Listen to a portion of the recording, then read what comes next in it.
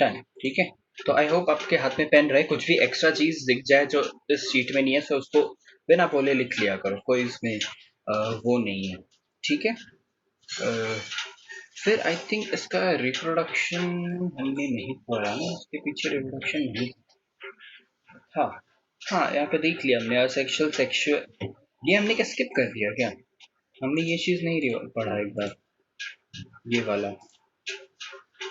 इसमें bacterial reproduction देख लो कैसे होता है। Bacterial reproduction asexual mode of nutrition हो जाता है बाइनरी फिजन से।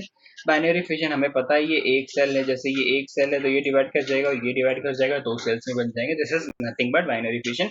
पहले न्यूक्लियस मल्टीप्लाई करेगा, दो में डिवाइड हो जाएगा, न्यूक्लियस दोनों एंड्स पे चला जाएगा, फिर साइटोप्लाज्म उसको कट कर जाएगा, दो अलग अलग हमारे बैक्टीरिया बन जाएंगे, ठीक है। तो one is binary fission, one is, एक मिनट, वन इज बाइनरी फिजन हो गया, ठीक है। एंड देन अगर हम जाते हैं सेक्सुअल रिप्रोडक्शन में, तो वी नो कॉन्जुगेशन। कॉन्जुगेशन हम सबको पता है, we have studied it this in first chapter. Conjugation में हमने ये चीज पढ़ी थी, व्हाट इज कॉन्जुगेशन, किसमें होता है ये, हमने कॉन्जुगेशन किस में पढ़ा है, जस्ट टेल मी। हमने कॉन्जुगेशन किसका टाइप ऑफ रिप्रोडक्शन पढ़ा था एज अ टॉपिक, किसका रिप्रोडक्शन हम देख रहे थे कॉन्जुगेशन पढ़ते time, tell me fast.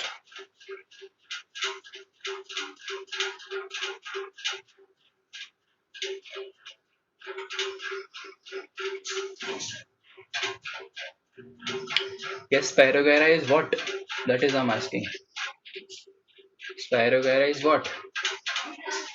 Thallophyta. It's an algae. Yes. उसमें हमने conjugation पढ़ा था, तो we know the basic concept. हमने डिटेल में पढ़ा different types of conjugation as well, lateral as well as what was other, I forgot. Scleriform, lateral and scleriform conjugation we have done. So this is the same. Bacteria में भी यही होता है, so no need to go in again detail. The next thing is transformation. ठीक है, second चीज है देखो बाई ट्रांसफॉर्मेशन। अब इसमें देखो ट्रांसफॉर्मेशन मतलब क्या होता है, इसके मैंने ब्रैकेट में आपकी अंडरस्टैंडिंग के लिए दे दिया है, I'll just read it once and then explain you. Transfer of fraction of DNA extracted from a donor bacterium to a recipient bacterium.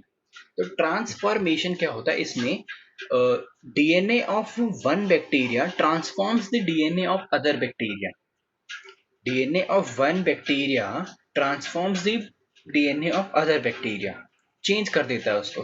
तो दिस ट्रांसफॉर्मेशन प्रोसेस आगे चल के फिर रिप्रोड्यूस करता है, समझ रहे हो।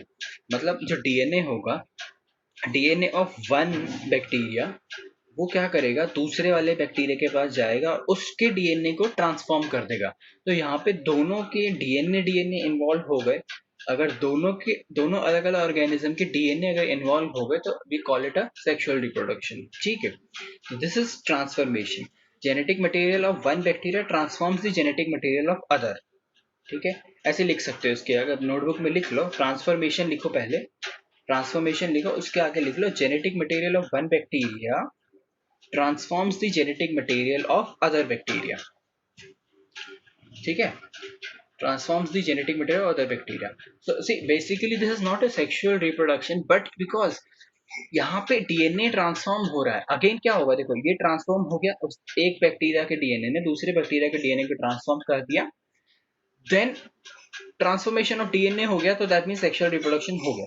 बट बाय डिफॉल्ट वो डिवाइड कैसे करेंगे, वो डिवाइड करेंगे बाइनरी फिजन से ही, वो डिवाइड कैसे करेंगे, बाइनरी फिजन से ही। But because now the DNA has transformed itself, so अभी वो जो डीएनए है वो डीएनए नहीं रहा जो वो पहले था, because now it is transformed, समझ रहे हो। तो दिस इज ट्रांसफॉर्मेशन।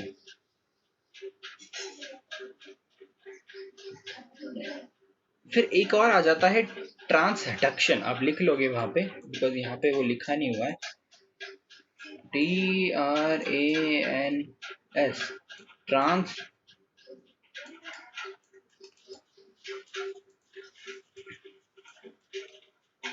डक्शन, TRANSDUCTION। इसमें क्या होता है, transfer of genetic material of one bacteria into other, इसमें भी यही होगा, transfer of genetic material of one bacteria into other via bacteriophage. There will be a thing which will carry sir उसमें variation आएगा कि डीएनए में? Definitely variation आएगा ना, जो वो वाला जो पहले डीएनए था वो नहीं रहेगा, चेंज हो जाएगा। डीएनए चेंज हो जाएगा डेफिनेटली, वही तो पार्ट है, ट्रांसफॉर्म कर रहे हैं हम लोग डीएनए को। DNA will be changed. Change मतलब अभी ऐसे नहीं कि बैक्टीरिया के डीएनए से तुम फंजाई निकाल दोगे, थोड़ा बहुत वेरिएशन आएगा उसमें। डीएनए विल बी बैक्टीरिया का ओनली, ऐसे कुछ मेजर चेंजेस नहीं होंगे उसमें, बट यस थोड़ा बहुत चेंजेस तो डेफिनेटली कुछ ना कुछ कोडिंग वगैरह तो चेंज होगी ही होगी। ओके, तो ट्रांसडक्शन लिख लिया, इसकी डेफिनेशन मैंने आपको बताई थी, transfer of genetic material of one bacteria into other via bacteriophage. अब ये बैक्टीरियोफेज एक नया टर्म है, आपने पहली बार सुना होगा। तो bacteriophage are the viruses that infect bacteria. जी हाँ, जब हम वायरसेस पढ़ेंगे ना वहां पर भी है एक्चुअली, बट आप फिर भी लिख लो, बैक्टीरियोफेज कौन होते हैं? बैक्टीरियोफेज आर दी वायरसेस जो बैक्टीरिया को इन्फेक्ट करते हैं। Bacteriophages, Bacterio, Phages, bacteriophages, Phages, bacteriophages. So what they do is, ये ऐसे वायरसेस होते हैं जो बैक्टीरियाज को इन्फेक्ट करते हैं। तो इसमें क्या होगा, बैक्टीरियोफेज एक बैक्टीरिया पे जाएगा, उसका डीएनए सक करेगा, उसका डीएनए ले लेगा, फिर वो दूसरे बैक्टीरिया में जाएगा और वो वाला डीएनए उसके अंदर छोड़ देगा। समझ रहे हो? तो डीएनए डीएनए एक्सचेंज हो गए, एक्सचेंज नहीं हुआ मतलब एक का डीएनए दूसरे डीएनए में गया, तो that is again sexual reproduction. ठीक है, तो ये दो टाइप ऑफ रिप्रोडक्शन हो जाते, तीन टाइप हो जाते हैं इसमें, कॉन्जुगेशन से, ट्रांसफॉर्मेशन से एंड ट्रांसडक्शन से। ठीक है, ये तीन टाइप हैं इसके अंदर सेक्सुअल रिप्रोडक्शन। तो इन दिस हमारा आई गेस बैक्टीरिया हमारा खत्म होता है, बैक्टीरिया इतना ही था। बैक्टीरिया के बाद हम अभी देखते हैं हमारा प्रोटेस्टा, किंगडम प्रोटेस्टा देखेंगे, इसके बाद फंजा देखेंगे। प्लांटे एनिमिलिया हमें करने की जरूरत नहीं है, बिकॉज प्लांटे हमने डिटेल में कर चुका है, एनिमिलिया हम करेंगे डिटेल में। उसके बाद हमें वायरसेस देखना है, वायरॉइड्स देखना है, प्रियॉन्स देखना है एंड लाइकेंस देखना है, then the chapter will be finish. ठीक है, कोई उसमें वो बड़ी बात नहीं है। अब प्रोटेस्टा में क्या है, देखो देर आर, जैसे हमने पहले चार्ट पढ़ा था, again will take a look again at that particular chart जो हमने कल बनाया था। इसको ओपन कर लेते हैं, जूम इन, एक बार प्रोटेस्टा के मेजर कैरेक्टरिस्टिक्स देख लेते हैं प्रोटेस्टा के। मोनेरा वी हैव डन, ठीक है, तो Monera we have done, this is done now. And kingdom Plantae we have done, Animalia will be doing it later. तो अभी हमें सिर्फ यही करने हैं, अभी हमें सिर्फ यही प्रोटेस्टा एंड फंजाई करने हैं बच्चे हमारे। तो प्रोटेस्टा देखो, यहाँ पर क्या था, यूनिसेल्युलर प्रोकैरियोट्स, यहाँ पे क्या देखो, यूनिसेल्युलर लेकिन यूकैरियोट्स, समझ रहे हो, यूनिसेल्युलर लेकिन यूकैरियोट्स यानी advanced type of cell. Eukaryotes मतलब cell which has membrane bound organelles, cell which has nuclear membrane, genetic material is inside nuclear membrane. There are n number of cell organelles which are membrane bound. ठीक है, तो it's a advanced form of cell. किसकी बात चल रही है? अबे Protista की बात चल रही है। यूनिसेल्युलर है, but the major thing is unicellular है, but as we have studied in last slide, इससे पहले कल की क्लास में, कि एक्सेप्शंस हैं, there are some multicellular as well, there are some multicellular as well, but mostly जो मल्टीसेल्युलर यूकैरियोट्स हैं हमने फंजाई के अंदर उसको डाल रखा है, बट यहाँ पे भी हमें मिल जाते हैं। ठीक है, तो यूनिसेल्युलर यूकैरियोट्स है। न्यूट्रिशन देखो अब्जॉर्प्टिव है, अब्जॉर्ब करेंगे दूसरे ऑर्गेनिज्म से या नेचर से या फिर सॉइल से, जहाँ से भी, एंड फोटोसिंथेटिक है, ऑफ कोर्स कोई डाउट नहीं। मूवमेंट क्या है, फ्लैजेला है, सीलिया है, स्ट्रीमिंग है। सी इनका प्रोटेस्टा का एक कैरेक्टर है कि ये मोस्टली वाटर के प्रेजेंस में ही हमें पाए जाते हैं, मोस्टली वाटर में ही होते हैं या फिर वाटर इनके आजू बाजू होता ही होता है। ठीक है, इसलिए इनको फ्लैजेला, सीलिया इन सब की जरूरत पड़ती है, फ्लैजेला, सीलिया इन सब की जरूरत पड़ती है। रिप्रोडक्शन इसमें देखो बहुत सेक्सुअल असेक्सुअल बहुत होता है, एंड एज ऐसे कि ये पानी में ही ज्यादा मिलते हैं। तो we know that what are phytoplanktons and zooplanktons, these are small miniature plants and animals जो ऑलवेज हमें पानी में ही मिलते हैं। Phytoplanktons, zooplanktons, planktons are the miniature very small plants, aquatic plants or aquatic animals, but very small, not microscopic but very small. So ये था protista का general character. We know they are unicellular and eukaryotes. Eukaryotics यानी advanced type of cell. Nutrition उनका absorptive है, photosynthetic है. Movement हम देख रहे हैं, फ्लैजेला, सीलिया, ये सब है इसमें. दैट मीन्स कि somewhere they are associated with water. Reproduction sexual asexual both है because it is a advanced type of cell. It is a eukaryotic cell and mostly they are phytoplanktons and zooplanktons. तो ये थे protista के general characters. अब हम detail में लेते हैं वो पूरा. देखो, includes all the unicellular eukaryotes, micro organism, कोई डाउट नहीं है, गेस करते हैं. Usually they live as solitary cells but a few may develop colonies of similar cells without much cellular differentiation.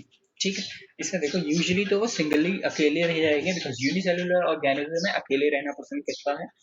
ठीक है, but some time we have also seen कि वो colonies बना लेते हैं. बहुत सारे सेल्स एक साथ आके कॉलोनीज बना लेते हैं, बट वो सेल्स फंक्शन इंडिपेंडेंटली करते हैं. There is no much cellular differentiation. ठीक है, वो जो सेल हैं, इंडिविजुअल सेल हैं, दे विल फंक्शन इंडिपेंडेंटली. वो ऐसा नहीं कि एक दूसरे के ऊपर डिपेंडेंट होंगे या फिर they will make a tissue. ऐसा कुछ नहीं होगा. बहुत सारे सेल बस एक साथ आ जाएंगे बट उनका परफॉर्मेंस इंडिविजुअली ही होगा. उनका परफॉर्मेंस इंडिविजुअली ही होगा. सो दैट हम इनको, अगर हम कॉलोनी देख रहे हैं उस सेल की, उस कॉलोनी के अंदर बहुत सारे सेल है, so we can not call it a single organism. We can not call it a multi cellular organism. No, वो बहुत सारे सिंगल सिंगल हमारे ये हैं ऑर्गेनिज्म. यूनिसेलुलर प्रोटिस्टा हैं हमारे. बहुत सारे सिंगल सिंगल यूनिसेलुलर प्रोटिस्टा हैं. ठीक है, तो उनको हम क्लब नहीं कर सकते एक साथ. They are single individual organism. ठीक है, उनमें सेलुलर डिफरेंशिएशन नहीं है. ठीक है, अभी एक काम करूं, जल्दी से मुझे अटेंडेंस दे दो. I think everyone is present.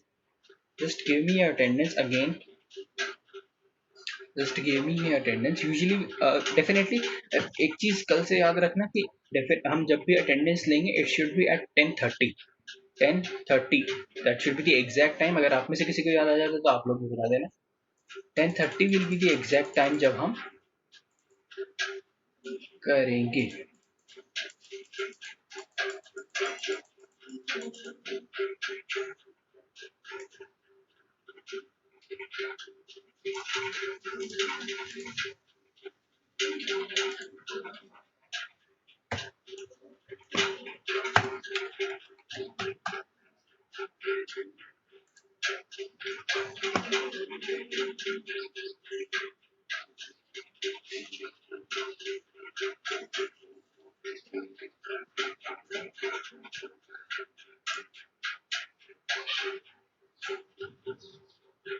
देखो, अभी तक यहाँ पे अटेंडेंस किन किन का रिकॉर्ड हुआ है. दिस इज वैष्णवी, साहिल, सानिका, गायत्री, जयदीप, प्रतीक, प्रिया, निनाद, भक्ति, नीलम एंड सरिता. इसके अलावा कोई और है? इतने लोगों का ही अभी तक मैंने सेव किया है. कोई और है जिसने अभी तक नाम नहीं लिखा?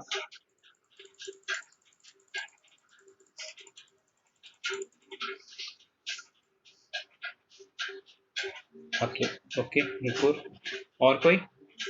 नेहा. हाँ भाई, आप लोग क्यों नहीं दे अटेंडेंस? करमजोत सिंह, आप क्या चाहते हो?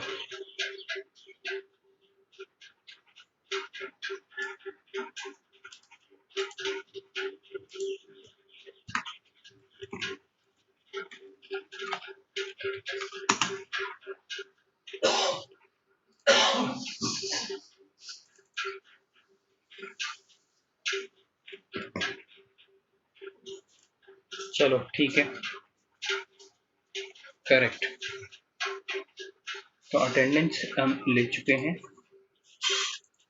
ओके, चलो वापस आ जाओ यहाँ पे. अभी हम कहाँ थे?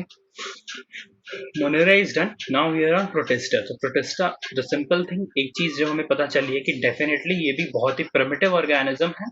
यूनिसेलुलर होंगे, यस ऑफ कोर्स यूनिसेलुलर होंगे. एक और चीज है, यूकैरियोटिक होंगे. इससे पहले जो मोनेरा था दे वर unicellular but they were prokaryotic, primitive type of cell. They were the most primitive type of cells. तो उसके अंदर we have seen it has only bacteria. ठीक है, bacteria are the sole member of it. So bacterias का हमने everything we have done. तो यहाँ पर क्या हो जाएगा, अभी हम एक लेवल एडवांस पे चल रहे हैं. एक लेवल एडवांस में जाने से क्या होगा, देखो, यूनिसेलुलर है एंड यूकैरियोटिक है. Eukaryotic cells we know that कि भाई अभी इसके अंदर जो हमारे ऑर्गेनेलीज हैं दे आर मेम्ब्रेन बाउंड. हमारा न्यूक्लियस है मेम्ब्रेन बाउंड है. All the organelles are well developed, the cell is advanced, metabolic activities inside the cells are advanced. तो ये चीजें हमें पता है, ठीक है। उसके बाद देखो, as I have told you the first line we have as discussed कि भाई या तो वो सिंगली रहेंगे या they will definitely make a colonies, एक कॉलोनी बना लेंगे अपनी, या वो इंडिविजुअली रहेंगे। बट एक चीज जो आपको इंपॉर्टेंट है यहाँ रखना है कि अगर वो कॉलोनी भी बनाते हैं, अगर जैसे this outer line is a colony and अंदर उसके अंदर बहुत सारे यूनिसेल्युलर प्रोटिस्टा हैं, तो हम उसको एक पर्टिकुलर, उसको हम टिश्यू या फिर उस पर्टिकुलर कॉलोनी को एक ऑर्गन नहीं बोलेंगे, एक इंडिविजुअल नहीं बोलेंगे। एवरी सेल एक इंडिविजुअल रहेगा, every cell will be acting as a individual organism, बस वो एक स्टिक टुगेदर, वो साथ में चिपक के रहेंगे, ठीक है। तो इनको हम ये नहीं बोल सकते, उनमें सेलुलर डिफरेंशिएशन नहीं होने वाला है, उनमें there will be no cellular differentiation, ठीक है। As we have already discuss, they are predominantly water dwelling and live wherever there is water. ये एक इंपॉर्टेंट कैरेक्टरिस्टिक है, एज वी हैव सीन, अभी जो पीछे हमने फ्लोचार्ट डिस्कस किया उसमें लिखा है कि it has flagella, it has cilia, है ना। तो ये फ्लैजेला सीलिया डेफिनेटली कहीं काम आते हैं, स्विम करने के लिए काम आते हैं, बस तो फिर वही काम है, स्विम करने काम आते हैं। Cilia and flagella also are helpful in taking food, food absorb करना is also helpful thing which is done by cilia and flagella, ठीक है। वो लोग इसमें एक एडिशन प्रोवाइड करते हैं, फ्लैजेला एंड सीलिया। उसके डिटेल में हमें मूवमेंट वगैरह जाके देखने की कोई जरूरत है नहीं, ठीक है। डिटेल में हमें मूवमेंट वगैरह जाके देखने की जरूरत तो है नहीं। Just give me 1 minute।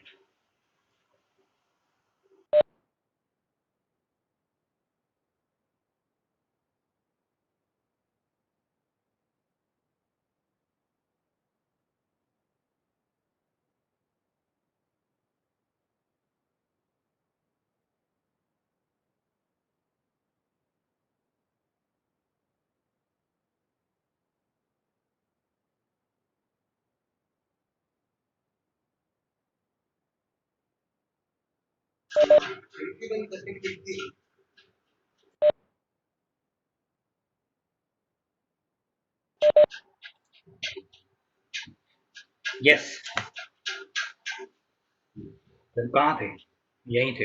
चलो ठीक है, अभी जनरल कैरेक्टर्स देखते हैं, जैसे हम पिछले बारे में गए थे, जनरल कैरेक्टर्स, रिप्रोडक्शन, हैबिटेट वगैरह वो सब जो देखना होता है, सिंपल जो हमने टेम्पलेट बनाया है उसी में चलते हैं। देखो, Protista are mostly aquatic organism and live where there is water in sea, fresh water, moist soil, कहीं भी रह सकते हैं, ठीक है। Most of the protists inhabit the surface of water bodies in the form of planktons, as I told you। Miniature plants होते हैं प्लांक्टन्स, miniature plants होते हैं प्लांक्टन्स जो वाटर के अंदर ही प्रेजेंट होते हैं, ठीक है। एक्वेटिक प्लांट्स बोल के चल सकते हो इसको। इट इंक्लूड्स, देखो कुछ कुछ ये सब इंक्लूड करता है, हमें सिर्फ यही पढ़ना है। There are many different different organisms, but हम जो मेजर इसके ऑर्गेनिजम्स हैं हम सिर्फ वही पढ़ते हैं। देखो, नंबर 1 इज क्राइसोफाइट्स, ठीक है। गोल्डन एल्गी वगैरह आता है इसके अंदर, बिकॉज दिखने में अच्छे लगते हैं।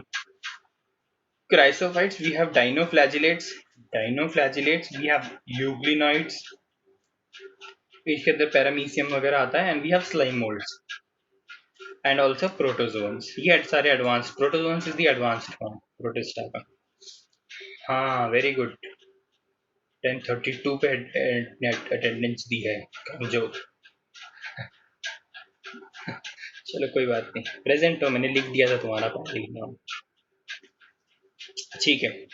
तो ये देखो, ये सारे पार्ट है, इनको इन एक एक को हम डिटेल में पढ़ेंगे कि इनमें क्या क्या डिफरेंस है, कैसे रहते हैं, कहाँ रहते हैं, क्यों नहीं रहते, वो सब हम करने वाले हैं। रिप्रोडक्शन देखो कैसे होने वाला है, by cell fusion and zygote formation. Cell fuse कर जाएंगे, and zygote formation is of course sexual reproduction, fertilisation.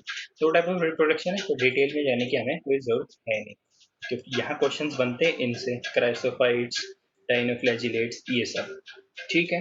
अब पहला वाला देखो, क्राइसोफाइट्स है, जितना लिखा है उतना भी याद कर लोगे ना, that is sufficient enough, detail में जाने की कोई जरूरत नहीं। ये ऐसे दिखते हैं, बहुत ही अट्रैक्टिव ऑर्गेनिज्म है। इनका एक जो इम्पोर्टेंट चीज है वो हम देखेंगे नीचे, सिलिका डिपोजिशन वगैरह होता है इनमें, वो चीज हम नीचे देखते हैं, ठीक है। This group includes diatoms, golden algae, ठीक है। इसके अंदर इंक्लूड होते हैं diatoms, golden algae. They are found in fresh water as well as in marine environment, mostly photosynthetic, ठीक है, because see diatoms golden algae, algae जहां आ गया तो definitely it will be photosynthetic, ठीक है, अलगी कहीं भी आ गया ना उसको बिना आंख बंद करके लिख दो भाई, it is will be photosynthetic. तो डायटम्स हैं, गोल्डन अलगी है, ठीक है, diatoms are the chief producer in the ocean, समझ रहे हो, चीफ प्रोड्यूसर का मतलब क्या, टेरेस्ट्रियल हैबिटेट में चीफ प्रोड्यूसर्स कौन होते हैं, plants, plants are the chief producers, produce वो करते हैं, उस पर डिपेंडेंट हम होते हैं। वैसे ही डायटम्स जो हैं एक्वेटिक यानी ओशंस, ओशंस के केस में they are the chief producer, सबसे ज्यादा जो प्रोडक्शन वो कर रहे हैं बायोमास का, वो कौन कर रहा है, वो डायटम्स कर रहे हैं, वो डायटम्स कर रहे हैं क्या, प्रोड्यूसर, प्रोड्यूसर ऑफ बायोमास, ठीक है, इस पे मतलब उसके ऊपर बहुत लोग डिपेंडेंट हैं।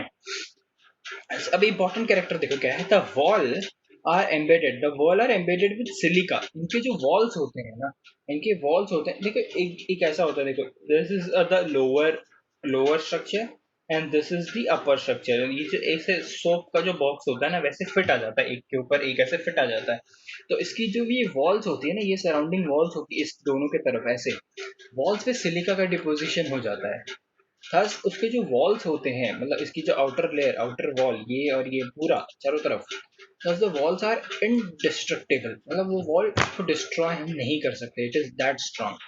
Thus, diatoms have left behind large amount of cell wall deposits in their habitats. तो ये क्या हो जाता है जब ऑर्गेनिज्म मर जाता है, मान लो ऑर्गेनिज्म मर गया, तो अंदर का जो है सेल का साइटोप्लाज्म वगैरह वो सब तो डीजेनरेट कर जाएगा, but this silica will stay as it is, this silica will stay as it is, वो वैसा का वैसा रह जाएगा, एंड वो इंडिस्ट्रक्टिबल है लिखा है हमने, बिकॉज सिलिका से बना डिस्ट्रॉय नहीं हो जाता है, तो वो बिलियंस ऑफ ईयर्स के लिए वो वैसा ही रह जाता है, ठीक है। Habitat, this accumulation over billions of years is referred to as diatomaceous earth, diatomaceous earth, ठीक है, diatomaceous earth हम इसको बोलते हैं, समझ रहे हो, diatomaceous earth, because छोटे छोटे पार्टिकल्स ऑफ सिलिका डिपॉजिटेड, जिसके अंदर जो ऑर्गेनिज्म था वो तो ऑफ कोर्स मर चुका है, तो आउटर जो सिलिका डिपोजिशन है वो बहुत सारी एक्यूमुलेट हो जाती है। Earth is a synonymous term जिसको हम यूज करते हैं सॉइल, सॉइल को भी हम अर्थ बोलते हैं, अर्थ को हम सॉइल बोल देते हैं, वैसे earth is a bigger term, but soil को भी हम अर्थ बोलते हैं। तो वैसे ही ये सारे जो बहुत सारे एक्यूमुलेट होके billions of years they are referred to as diatomaceous earth, मतलब ऐसी सॉइल जो बहुत सारे डायटम से बनी हुई है, बिकॉज डायटोमेशियस की जो वॉल होती है उनमें सिलिका डिपॉजिट हो जाता है, ठीक है, this things makes it a very what you call it a important topic in respect to your exam, ठीक है। तो क्राइसोफाइट्स में आई गेस यही होता है, इसके अलावा और कुछ नहीं आता है।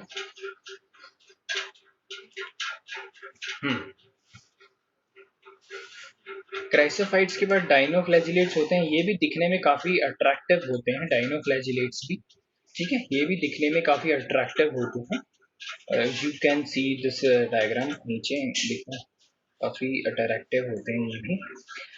देखो देखो पढ़ लेते हैं, जितना लिखा है उतना भी याद हो जाए ना बहुत है, बिकॉज डिटेल में जाना इस उसका सर फोड़ना हो जाएगा यहाँ पे।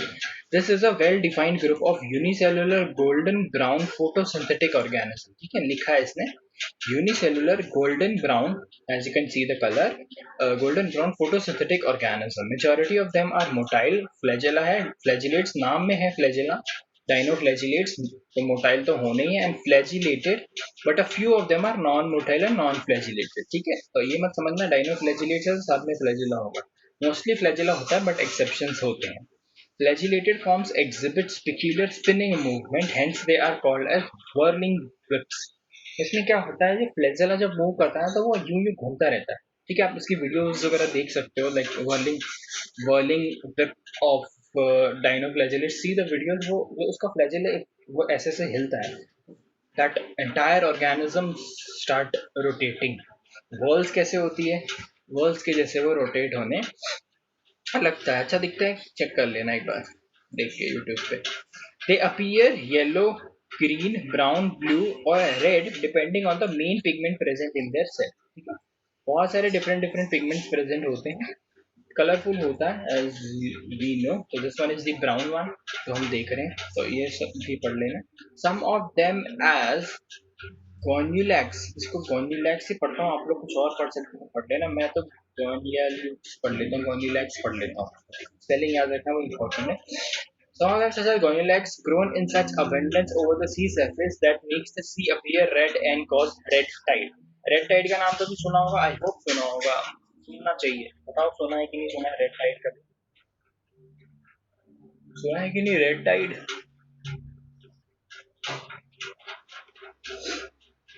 सुना है कि नहीं सुना है?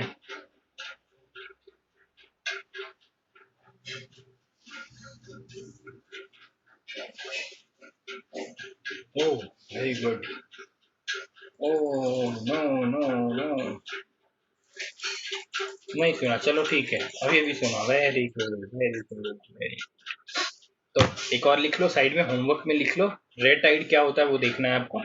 रेड टाइड कौन कॉज करता है वो मैं बता देता हूँ, ये वाला ऑर्गेनिज्म कॉज करता है गोन्यूलैक्स, जो एक डाइनोफ्लैजिलेट्स है। As I have told you कि इनमें अबंडेंस ऑफ कलर्स में हमें ये प्रेजेंट होते हैं। तो अभी क्या होगा, millions of dinoflagellates which one is gonyaulax, अगर ये आपको सी में प्रेजेंट हो तो ये पर्टिकुलर उस सी को, उस पर्टिकुलर सी सरफेस को ही रेड कलर दे देंगे, है ना, because of the presence of this red colour pigment. तो वो पूरा जो सी का है ना एक पर्टिकुलर बड़ा पैच ऑफ वाटर, वही रेड कलर का दिखने लग जाएगा। लेक बोल सकते हो, बट क्या पता उसमें रेड कलर का कुछ और मिलाया हो। सी में मोस्टली ये चीज ऑब्जर्व होती है, बट डेफिनेटली रेड कलर का ही वो टाइड दिखेगा, तो उसमें जो टाइड्स वगैरह आएंगी तो वो रेड कलर की दिखेंगी, तो आप देख लेना, ऑब्जर्व करना इसको, ठीक है। Toxins are release by large number में इवन, ये लिल नहीं होना चाहिए, this should be kill, thanks to my typing. Large number of toxins होते हैं, अदर ऑर्गेनिजम्स को किल कर लेते हैं, किल कर सकते हैं, because some of them releases toxins, some of them releases toxins. So this was, I think, dinoflagellates, इतना याद कर लो enough है, because the major thing was this red tide यहाँ पे, and again the spinning movement is also important, and this Gonulax जो red tide produce करता है, this is also important। इसके बाद आ जाते हैं जी अपने यूग्लिना, ठीक है, यूग्लिनॉइड्स बोलो, यूग्लिना बोलो, जिस हायर क्लासेस में आप इनके हम टीएस सेक्शन वगैरह भी लेते हैं, माइक्रोस्कोप वगैरह में भी देखते हैं इनको, ठीक है। यूग्लिनॉइड्स देखते हैं क्या होता है भाई, क्या अलग है इसमें। फ्रेश वाटर है, found in stagnant water, of course देखो कुछ नया मिला हमें, बाकी सारे मराइन वगैरह में मिल रहे थे, बट ये वाले हमें फ्रेश में मिल रहे हैं। कौन? यूग्लिना, यूग्लिनॉइड, ठीक है। Instead of cell wall, they have a protein-rich layer called as pellicle, which makes their body flexible. ठीक है? Instead of cell wall is a rigid structure. Cell wall is a structure जो एक cell को proper shape दे देती है। Cell wall is what? Cell wall is rigid. अगर एक organism के अंदर cell wall है ना, तो उसके cells will be indestructible, मतलब destroy हो जाएंगे, but बहुत ही rigid cell होगा। तो इसमें ये क्या बोल रहे हैं कि instead of cell wall, they have a protein-rich layer. They have a protein rich layer which is called as pellicle। तो उस pellicle की वजह से क्या हो जाता है, उस pellicle की वजह से बॉडी बहुत ही फ्लेक्सिबल बन जाती है, किनकी? यूग्लिना की। तो आप यूग्लिना देखोगे बहुत ही स्लाइमी दिखेंगे, आप माइक्रोस्कोप में देखते हो तो ऐसे हिलते रहते हैं, कहीं से भी फोल्ड हो जाते हैं, तो this is nothing but Euglena, ठीक है। अब देखो, अगर प्रेजेंस ऑफ सनलाइट है, अगर सनलाइट प्रेजेंट है तो वो बन जाते हैं फोटोसिंथेटिक, अगर एब्सेंस ऑफ सनलाइट है तो बन जाते हैं हेटेरोट्रॉप्स। दोनों चीज अवेलेबल है, depends on the availability of sunlight. अगर लाइट प्रेजेंट है तो फोटोसिंथेटिक, लाइट नहीं है तो हेटेरोट्रॉपिक। अदर स्मॉल ऑर्गेनिजम्स पे प्रीडेट करते हैं, अदर स्मॉल ऑर्गेनिजम्स पे क्या करते हैं? प्रीडेट करते हैं, उनको खा लेता है, ठीक है। अदर स्मॉल ऑर्गेनिजम्स पे प्रीडेट कुछ करता है।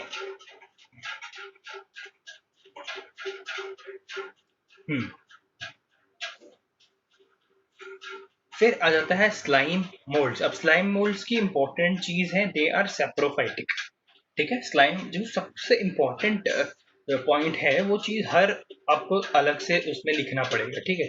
जैसे हर एक ऑर्गेनिज्म में कुछ ना कुछ नया आ रहा है। इफ यू सी यूग्लिनॉइड का स्टेगनेंट वाटर में मिलता है, पेलिकल वाली लेयर होती है, एंड मोड ऑफ न्यूट्रिशन दोनों है। If you see chrysophytes, chrysophytes में हमने क्या देखा था कि इसमें सिलिका डिपोजिशन है, ठीक है। And if you see dinoflagellates, इसमें भी see the abundance of colour produce होता है। सो हम क्यों अलग अलग कैटेगरीज दे रहे हैं, तो we are seeing the diversity. तो same goes with slime moulds as well. They are saprophytic, directly पहला वर्ड लिख दिया है हमने सैप्रोफाइटिक। अब सैप्रोफाइटिक का मतलब you all know, depending on the dead and decaying organism the body move along the decaying twigs and leaves engulfing organic material, ठीक है। ऑर्गेनिक मटेरियल पे डिपेंडेंट होते हैं ये लोग स्लाइम मोल्ड्स, ठीक है। Under suitable condition they forms an aggregation called as plasmodium which may grow and spread several feet. So plasmodium are like two things. Plasmodium एक organism भी है, but यहाँ पे plasmodium इस way में use किया है in a infectious way. Plasmodium is definitely an organism as well. Like there is a thing which is known as plasmodium. ठीक है, there is a thing which is known as plasmodium, but यहाँ पे plasmodium एक वे में use किया है as an infection, ठीक है। एक एग्रीगेशन ऑफ बहुत सारे slime moulds under suitable condition they form an aggregation which is called as plasmodium. उस एग्रीगेशन को नाम दे दिया है plasmodium which may grow to several feet, काफी लॉन्ग डिस्टेंस तक वो जो इन्फेक्शन है वो पहुंच सकता है स्लाइम मोल्ड्स, इसको नाम दे दिया है प्लाज्मोडियम। एक और चीज याद रखना, प्लाज्मोडियम एक अलग से एक ऑर्गेनिज्म भी है। प्लाज्मोडियम इस अलग से एक ऑर्गेनिज्म है, वो प्लाज्मोडियम भी इन्फेक्शन ही करता है, वो प्लाज्मोडियम भी इन्फेक्शन ही करता है, ठीक है। देखो नीचे डिटेल में लिखा हुआ है मैंने, जस्ट की कंफ्यूजन ना हो। A plasmodium is a living structure of cytoplasm that contain many nuclei rather than being divided into individual cell each with single nucleus. समझ रहे हो? तो plasmodium is nothing but a living structure of cytoplasm, ठीक है, that contains nuclei. cytoplasm है तो nuclei होना है, rather than divided into individual cell each with a single nucleus, ठीक है। तो ये हो जाता है प्लाज्मोडियम स्ट्रक्चर। तो plasmodium are best known for slime mould, slime moulds के प्लाज्मोडियम सबसे ज्यादा विजिबल होते हैं, स्लाइम मोल्ड्स के प्लाज्मोडियम सबसे ज्यादा विजिबल होते हैं, ठीक है।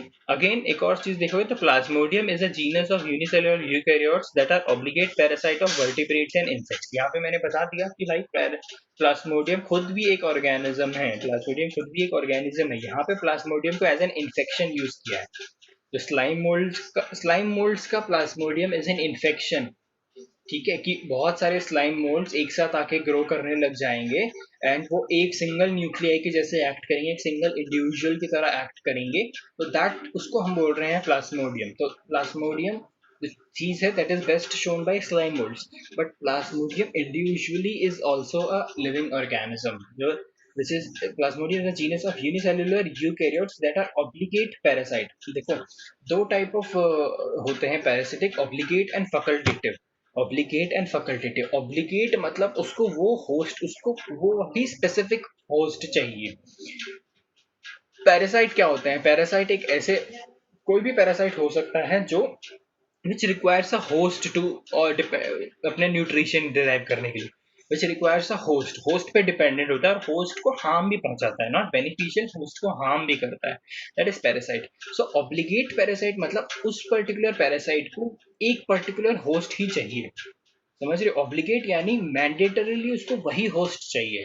एंड फैकल्टेटिव पैरासाइट होते हैं जिनको कोई भी होस्ट दे दो उनको कोई फर्क नहीं पड़ता, वो अपना इन्फेक्शन वहां भी दिखाएंगे, वो अपनी पैरासाइटिक एक्टिविटी वहां भी दिखाएंगे। बट ऑब्लिगेट यानी स्पेसिफिक पैरासाइट, मतलब इन ऑब्लिगेट पैरासाइट को एक स्पेसिफिक होस्ट ही चाहिए। मतलब अगर मान लो प्लाज्मोडियम है तो इसको एक स्पेसिफिक होस्ट चाहिए, अगर कोई और ऑर्गेनिज्म उसको एक स्पेसिफिक होस्ट चाहिए, ठीक है, समझ रहे हो। तो ऑब्लिगेट एंड फैकल्टेटिव दो वर्ड्स हैं, लिख लो। ऑब्लिगेट इज मैंडेटरली यानी specific requirement, specific host, host जो होगा उसका स्पेसिफिक होगा। एंड फैकल्टेटिव के नीचे लिख लो host can be anything, host can be anything, ठीक है, होस्ट कुछ भी हो सकता है, उसको कोई फर्क नहीं पड़ता, वो अपनी एक्टिविटीज दिखाएगा। तो प्लाज्मोडियम जो है they are obligate parasite of vertebrates and insects, insects वगैरह में होती है, ठीक है। तो ये था अपना स्लाइम मोल्ड्स, इसके भी फोटोज वगैरह देख लेना, वैसे आपकी नोटबुक में है।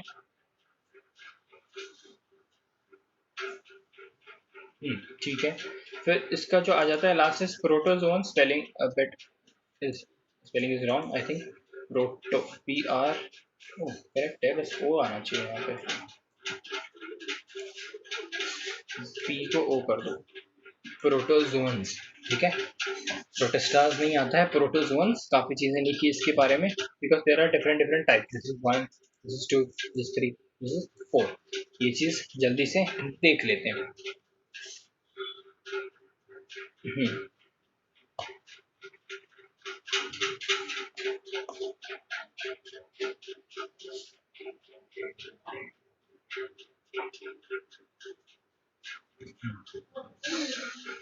देखो, तो all the protozoans are heterotrophs, again यहाँ पे लिख दिया है, all the protozoans are heterotrophs and live as predators और parasite, depends on other and harm themselves, harm the other one, and they are believed to be primitive relative of animals, they are believed to be the primitive relatives of animal, ठीक है। मतलब ऐसा बोला जाता है कि ये जो एनिमल्स जो ओरिजिनेट हुए हैं वो प्रोटोजोन से ही ओरिजिनेट हुए हैं, बिकॉज इनके जो कैरेक्टर्स